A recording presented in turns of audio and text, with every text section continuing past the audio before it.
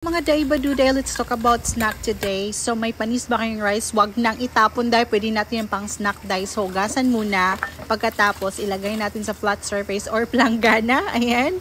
Planggana na lang natin lagyan. Tapos, i-dry natin for whole day. And then, pag na-dry na siya, pwede na natin siyang lutuin. Diba? Yan, dry na siya. Struggle talaga pag good day, especially sa planggana kasi dumidikit talaga yung rice.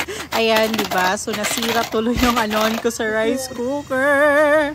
So, ina natin siya dino. Lagyan natin ng oil. Tapos, kung mainit ang oil, lagyan na natin yung na-dry na rice. And then, seconds lang talaga pagluto dyan. Kaya bakit masunog dyan, no? Maitim dyan. Tapos, white na indicator na luto na yan. Tinatawag yan na popper sa amin, pero hindi ko alam anong sa inyo. Kung saan ka man ngayon. Charit! Ay, lagyan natin siya dye ng sugar, pampalasa, and then, ayan, dye. Pwede perfect talaga siya pang snack sa hapon, kahit gabi, umaga, pwede yan sa matanda, bata, bayot, tomboy, everyone, no?